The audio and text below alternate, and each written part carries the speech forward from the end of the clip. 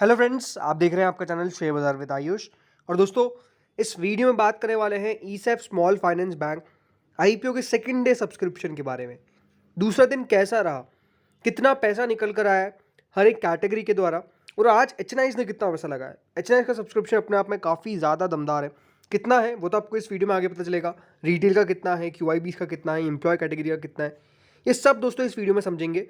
कितना आज ओवरऑल मिला के सब्सक्रिप्शन रिसीव हुआ है, कितना करेंट ग्रे मार्केट है, और क्या एक्शन और बनने की उम्मीद है। राइट, तो वीडियो को दोस्तों पूरा जरूर देखिएगा। उससे पहले अभी तक अगर आपने दोस्तों चैनल को सब्सक्राइब नहीं किया है तो आप चैनल को जरूर सब्सक्राइब भी कर लीजिएगा। So friends, ESAF small finance bank आज सेकंड डे कंप्लीट हो चुका है। और एक बात दोस्तों ध्यान रखिएगा, जो लोग इस आईपीओ के अंदर पैसा लगाना चाहते हैं, फ्रेंड्स कल इस आईपीओ का लास्ट डे है, यानी 7 नवंबर इस आईपीओ का लास्ट डे है जब आप इस आईपीओ के अंदर पैसा बेसिकली आप लगा सकते हैं। प्राइस बैंड दोस्तों 57 से 60 रुपीज़ की कंपनी ने सेट करी है। 250 शेयर्स आपको मिल रहे हैं एक लॉट के अंदर। कुल मिला के 463 करोड़ का ये इशू है, जिसमें से 390.70 करोड़ का फ्रेश इशू है और बाकी का बचा हुआ ऑफर फॉर सेल है। इसकी लिस्टिंग बीएसई एनएसई दोनों पर होगी। खास बात यह है कि अगर आप कंपनी के एम्प्लॉय हैं तो आपके लिए कंपनी 5 रुपये प्रति शेयर का डिस्काउंट दे रही है। 5 रुपीज़ पर शेयर का डिस्काउंट आप चाहे तो उसको अवेल कर सकते हैं अगर आप कंपनी के एम्प्लॉय हैं। सबसे दोस्तों जो पहला दिन था, अगर उसके बारे में बात करें तो first day QIB category 95% subscribe हो गई थी। एचएनआई कैटेगरी 2.5 टाइम सब्सक्राइब हो गई थी। रिटेल कैटेगरी 2.12 टाइम सब्सक्राइब हो गई थी। And employ category 1.09 time subscribe हो गई थी। कुल मिला के 1.85 टाइम दोस्तों ये जो इशू था वो बेसिकली फर्स्ट डे सब्सक्राइब होने में कामयाब हुआ था। और फर्स्ट डे अगर कोई इशू 1.85 टाइम सब्सक्राइब हो रहा है तो उसको बुरा नहीं मानेंगे। रीज़न सिंपल है कि दोस्तों सैटरडे संडे भी आ गया था तो फर्स्ट डे लोग इतने एक्टिव नहीं रहते। राइट, तो फर्स्ट डे जो पैसा निकल कर आया वो अपने आप में बढ़िया था, लेकिन सेकंड डे कितना निकल कर आया, क्योंकि हर एक कैटेगरी की तरफ से फर्स्ट डे ठीक ठाक पैसा आ गया था। सेकंड डे ठीक ठाक आया या बहुत जोरदार आया, चलिए आप देख लीजिए। सो सेकंड डे क्यूआईबीज ने दोस्तों कुल मिला के दूसरे दिन 1.09 टाइम और पैसा, मतलब 1.09 टोटल सब्सक्रिप्शन अभी तक रिसीव हुआ है। फर्स्ट डे 95% हो गया था, सेकंड डे 1.09 ही है। तो इसका मतलब ये है कि आज दोस्तों क्यूआईबीज का पार्टिसिपेशन काफ़ी लो था। इतना एक्टिवली क्यूआईबीज ने पैसा नहीं लगाया, कोई खास बड़ी बात नहीं है। क्यूआईबीज दोस्तों मेनली आप सबको बताइए कि आखिरी दिन पैसा लगाने के लिए जाने जाते हैं, तो मेजरली मान के चल सकते हैं कि कल ही पैसा आएगा। आखिरी दिन आप मान के चल सकते हैं कि पैसा आ जाएगा। एचएनआई कैटेगरी नाउ, ठीक है। एचएनआई कैटेगरी दोस्तों 21.23 टाइम सब्सक्राइब हो चुकी है। जी हाँ, पहले दिन हुई थी 2 गुना, सेकेंड डे हो चुकी है 21 गुना। ऐसा लगता है कि एचएनआई जिस तरीके से बढ़ रहा है ये ऑलमोस्ट 70-80 गुना, 100 गुना हो सकता है कि सब्सक्रिप्शन रिसीव हो जाए। कोई बहुत बड़ी बात नहीं है। रीज़न सिंपल है, छोटा आईपीओ है लेकिन डेफिनेटली कंपनी ने वैल्यू रखी है, वर्थ रखी है, इसीलिए पैसा मेरे हिसाब से इस तेज़ी से आपको आज सेकेंड डे आता हुआ देखने को मिला। फर्स्ट डे के कंपैरिजन में 10 गुना ज़्यादा आज पैसा निकल कर आया है। 21 गुना का मतलब होता है दोस्तों ऑलमोस्ट 1434 करोड़, 1434 करोड़ रिसीव हो चुके हैं। जिसमें से बिग एचएनआई की कैटेगरी 20 गुना सब्सक्राइब हुई है और स्मॉल एचएनआई की कैटेगरी 23.56 टाइम सब्सक्राइब हुई है। कुल मिला के 904 करोड़ बिग एचएनआई से और 530 करोड़ स्मॉल एचएनआई से कंपनी ने रिसीव कर लिए हैं। तो ये साफ साफ शो करता है कि डेफिनेटली जो इशू है उसको लेकर रिस्पॉन्स अच्छा आ रहा है एचएनआई कैटेगरी में। तो हम ये साफ साफ कह सकते हैं, क्योंकि अभी एक दिन और बाकी है। एंड नो डाउट ऐसा तो है नहीं कि यहाँ से सब्सक्रिप्शन कम होने वाला है, यहाँ से सब्सक्रिप्शन इंक्रीज ही होगा। और कितना इंक्रीज हो सकता है, जैसे मैंने बताया कि 70-80 गुना तो मेरे को लगता है कि कम से कम आना चाहिए। इससे ज़्यादा भी आ सकता है, इसकी भी पॉसिबिलिटी ज़रूर है, लेकिन इतना आता है तो कोई वो बहुत चौंकने वाली बात नहीं होगी। क्योंकि जो आज पैसा आया है ना, जो रेट से आया है, जो स्पीड से आया है, वो साफ साफ शो करता है कि डेफिनेटली एचएनआईज और स्मॉल एचएनआईज तो काफ़ी इंटरेस्टेड है। तो अनडाउटेडली इसमें भी अलॉटमेंट बहुत मुश्किल रहने वाला है। अगली कैटेगरी आती है रिटेल की। तो रिटेल कैटेगरी दोस्तों 8.30 टाइम सब्सक्राइब हुई है। जी हाँ, 8.30 टाइम।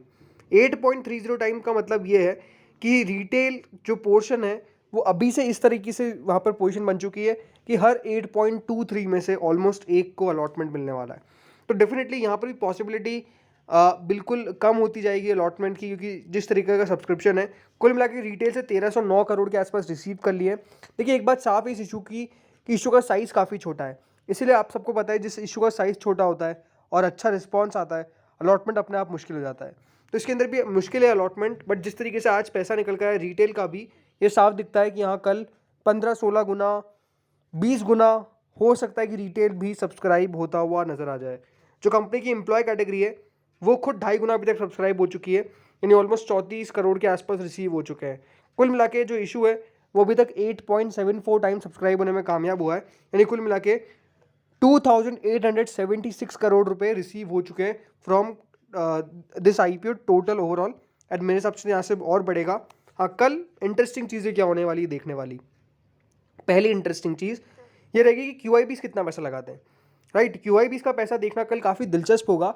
मेरे हिसाब से QIB का जो कैटेगरी है वो ऑलमोस्ट 100 गुना के आसपास भरनी चाहिए। अगर इससे कम होगी तो मेरे लिए चौंकाने वाली बात होगी। बट ये ज़रूर है कि QIBs बहुत बार होता है कि इशू में पैसा ज़्यादा नहीं लगा है कि इशू का साइज़ देखकर। वैसे तो इस IPO का साइज़ अच्छा है, लेकिन हो सकता है कि QIBs का उतना पैसा ना आए जितना हमने सेलो वर्ल्ड में देखा। उतना तो वैसे भी ऑब्वियसली नहीं आएगा, 46,000 करोड़ इसमें तो नहीं आने वाले। बट ये है कि हाँ, यहाँ पे 100 गुना भरना कोई बहुत बड़ी बात नहीं है QIB की तरफ से। अभी 1 गुना दिख रहा है पर कोई बड़ी बात नहीं है, 100 गुना ये भर जाएगा मेरे हिसाब से QIBs का। लेट्स सी कितना सब्सक्राइब होता है। रिटेल मैक्स टू मैक्स 20 गुना के आसपास जाएगा, और जैसे मैंने बताया HNIs भी 70-80 गुना 100 गुना के आसपास भर सकते हैं इस इशू को। कोई बहुत बड़ी बात नहीं है। अब मेन क्वेश्चन देखिए ये राइज होता है कि अप्लाई करना चाहिए फिर अवॉइड करना चाहिए। अगेन कोई रिकमेंडेशन नहीं है, सिर्फ ओपिनियन है जो मैं आपके साथ अपना शेयर करता हूँ। आप कोई भी आपको अगर रिकमेंडेशन लेनी है तो अपने फाइनेंशियल एडवाइजर से खास तौर पर इसके बारे में सलाह ले। मेरा व्यू तो सिंपल है कि एक लिस्टिंग गेन के लिए ये इशू दिखता है मुझे। सिंपल बात है, वैल्यूएशन कंपनी की कोई एक्सपेंसिव नहीं है। कंपनी ने सही जगह पे अपना IPO लेके आया है। कंपनी ने जगह छोड़ी अपने निवेशकों के लिए कि आप पैसा लगाइए तो आपका पैसा बन भी सकता है।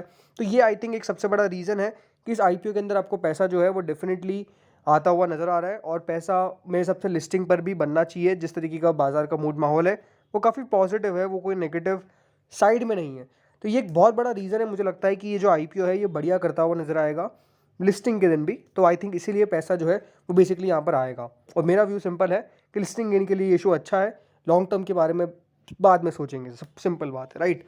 अभी अगर करंट ग्रे मार्केट की बात करूं, जो करंट ग्रे मार्केट है ESEF स्मॉल फाइनेंस की, वैसे तो नीचे आई है, बट मुझे लगता है कि इसकी ग्रे मार्केट बढ़ेगी। रीज़न सिंपल है, जो पैसा आ रहा है, राइट। ग्रे मार्केट बढ़ती कब है? जब पैसा आ जाता है। आपने देखा था सेलो वर्ल्ड के अंदर ग्रे मार्केट गायब हो गई थी, लेकिन जैसे ही पैसा निकल के आया QIBs का, वो ग्रे मार्केट भागती गई भागती गई। तो ये एक सिंपल सी बात है कि अब ग्रे मार्केट किस बेसिस पे चलती है। पैसा आना चाहिए उस इशू के अंदर। अगर पैसा आ जाएगा तो ग्रे मार्केट भी अपनी टेबल टर्न कर लेती है और वो डेफिनेटली आगे बढ़ जाती है। कोई बहुत बड़ी बात नहीं है। तो आई थिंक वो एक इंपॉर्टेंट चीज़ है। अभी जो ग्रे मार्केट है वो ऑलमोस्ट 28% का लिस्टिंग गेन दिखा रही है, बट आई थिंक इससे ज़्यादा मिलना चाहिए मेरे हिसाब से। मेरी एक्सपेक्टेशंस है। अब लेट्स सी होता क्या है। हाँ, ये बात ज़रूर है कि बाजार के ऊपर ध्यान आपको ज़रूर देना पड़ेगा। बाजार अगर गिर जाता है तो फिर 28% की एक्सपेक्टेशंस के आसपास ही होगी या फिर उससे कम भी हो जाए। बट हाँ, ये है कि मुझे लगता है कि डिस्काउंट में इसके ओपन होने के चांसेस, प्रोबेबिलिटी वो बहुत कम है, पॉसिबिलिटी बिल्कुल कम है। रीज़न सिंपल, जैसा मैंने आपको बताया, वैल्यूएशन अट्रैक्टिव है। और जिस तरीके से हाल फिलहाल में स्मॉल फाइनेंस बैंक लिस्ट हुए, एक काफ़ी अच्छा रिटर्न लिस्टिंग पर दिया है। आई थिंक वो भी एक बैक ऑफ द माइंड आपके डेफिनेटली ख्याल रहेगा कि जिस तरीके की हाल फिलहाल में स्मॉल फाइनेंस बैंक की लिस्टिंग्स हुई है। तो इस वीडियो में दोस्तों इतना ही था। होपफुली आपको वीडियो बढ़िया लगा होगा। अगर लगा तो लाइक कर देना, चैनल से पहली बार जुड़े सब्सक्राइब कर देना, एंड डेफिनेटली वीडियो को शेयर करिएगा अपनी फ्रेंड्स, फैमिली सबके साथ। Thank you friends for watching this video.